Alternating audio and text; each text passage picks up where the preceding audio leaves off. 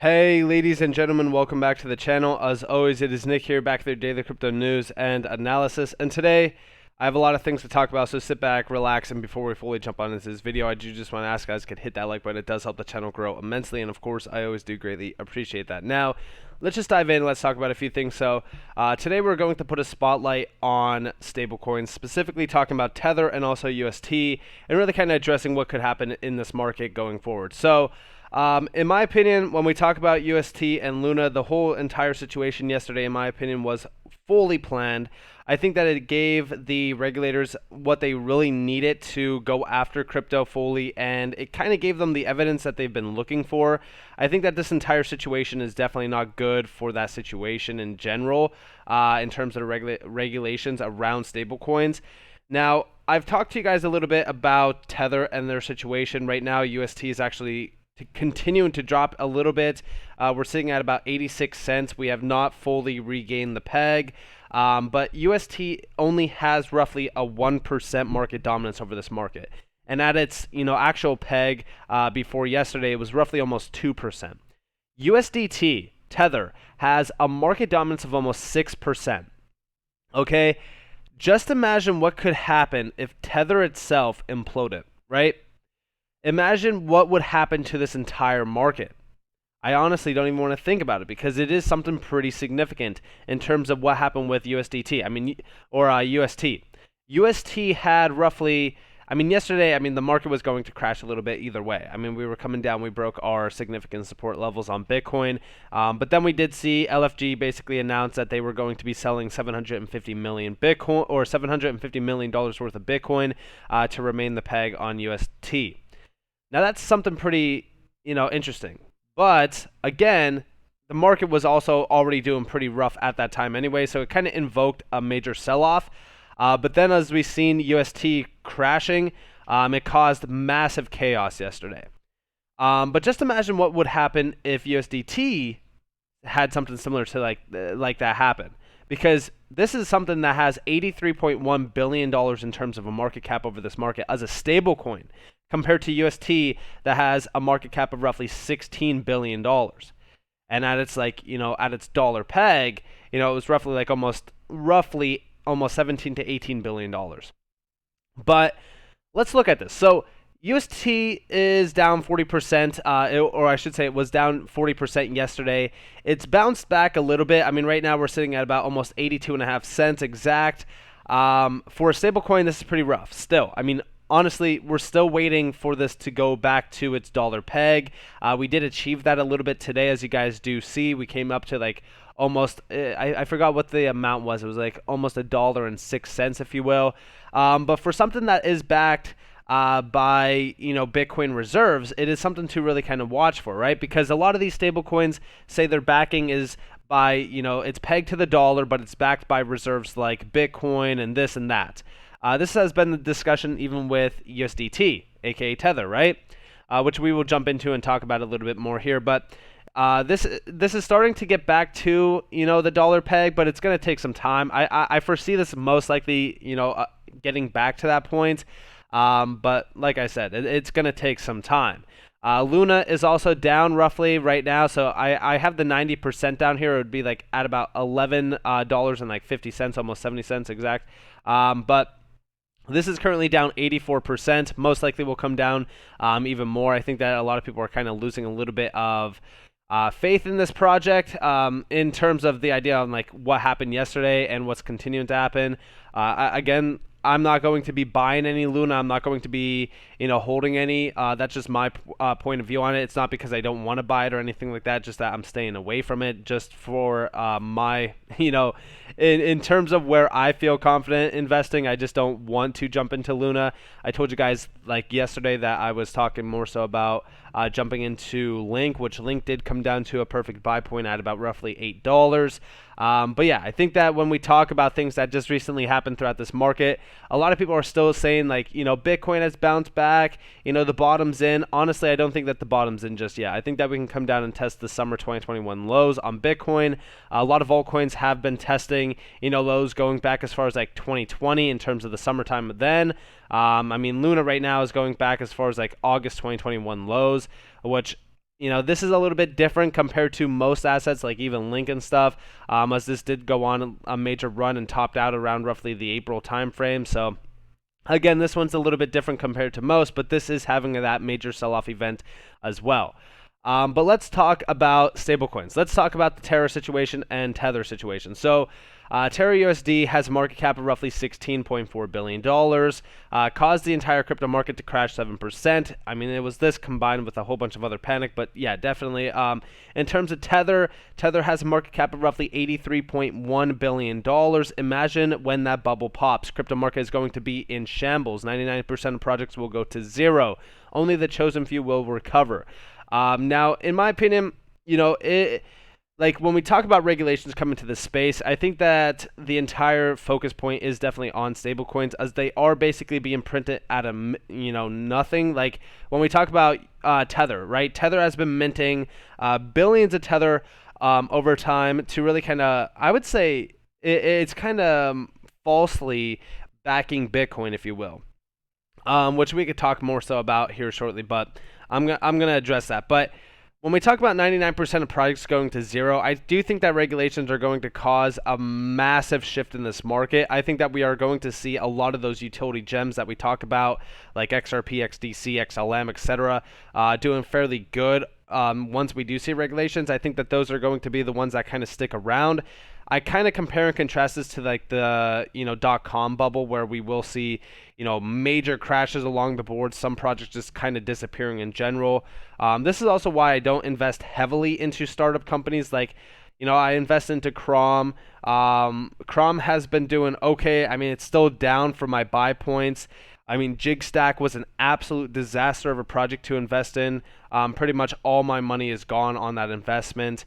Some of these startups in this market, again, they overpromise and then never deliver. So in my opinion, like investing into these legitimate utility gems that have a solid team backing them, have proven use cases, those are going to be the ones that really stick around. Those are going to be the Amazon of crypto, if you will. But yeah, I think that Tether is definitely something to look into if we do see, of course, the same exact thing happen to Tether. In fact, we just seen yesterday Tether mint 1 billion USDT out of absolutely thin air, right? And this is not, anything new. This has been going on for a while. We go back 9 months ago, regulators scrutinizing Tether's commercial paper reserves, comptroller of the currency.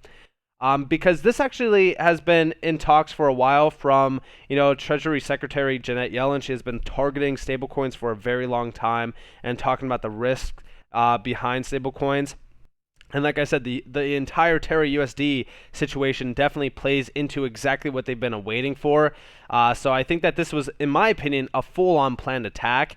We are going to address that and talk more so about that as well. But we do see the current circulating supply of USDT is 62 billion, at the time that this article was posted. But when we look at USDT right now, we do see the circulating supply is roughly 83.1 billion.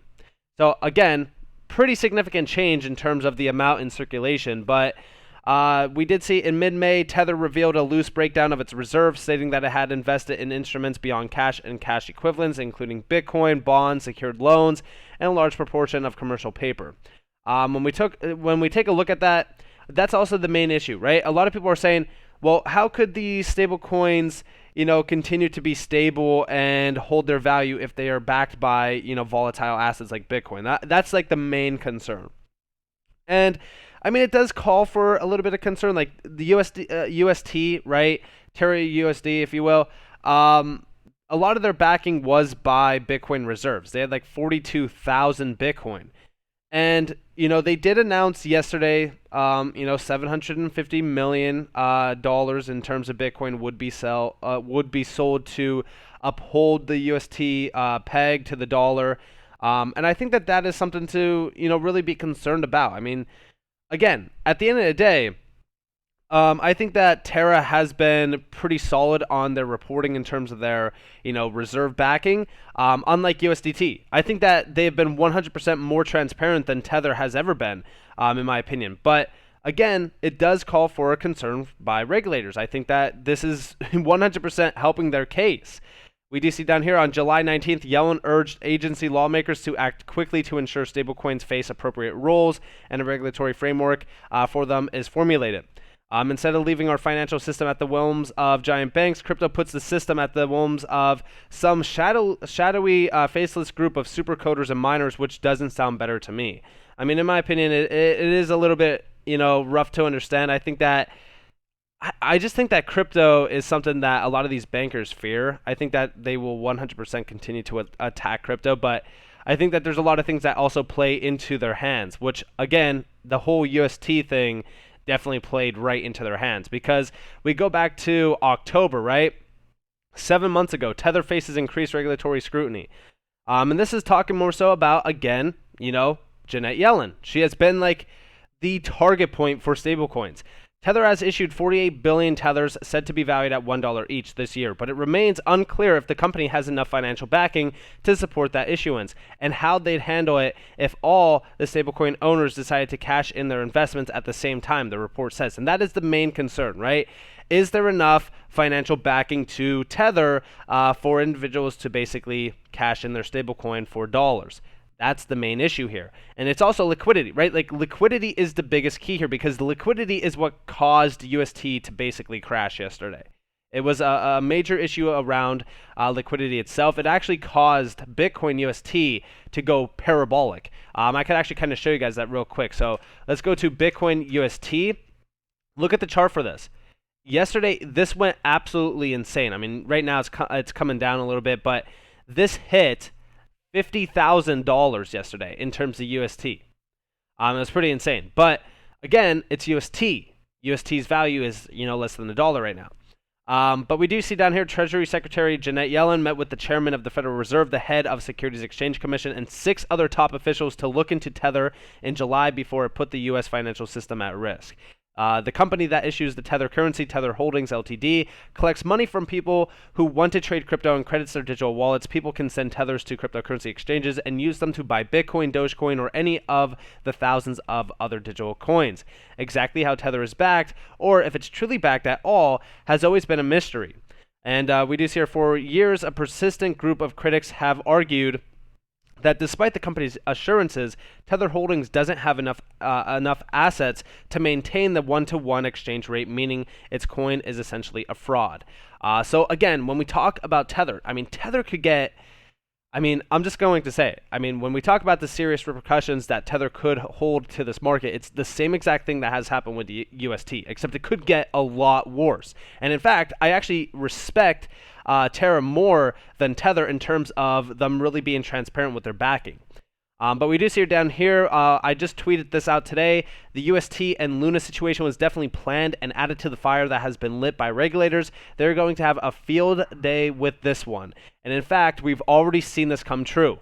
First off, we do see down at this, this is a tweet from Teray Corton, shout out to him, but we do see down here, now, what are the odds the Luna Foundation drain their reserves, Binance halts withdrawals, price dumps precisely to a pre-specified level, which immediately catches the attention of Janet Yellen, who insists stablecoin regulations by end of the year, just as CBDCs are being developed?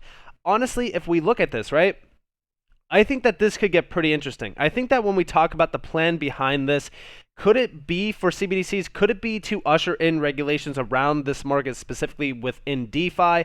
I'm not going to speculate too much, but I definitely think that this was planned.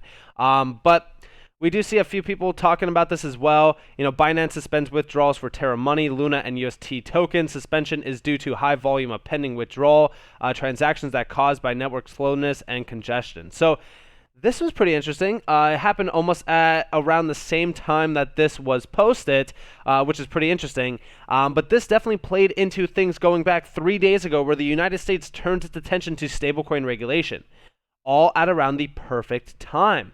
I think that this is pretty interesting, especially when we look at, again, CBDCs. When we talk about stablecoins, we talk about CBDCs, or I should say, we talk about stablecoins essentially being, an alternative to CBDCs. We actually see down here, fitting the bill, the U.S. Congress eyes e-cash as an alternative to CBDCs.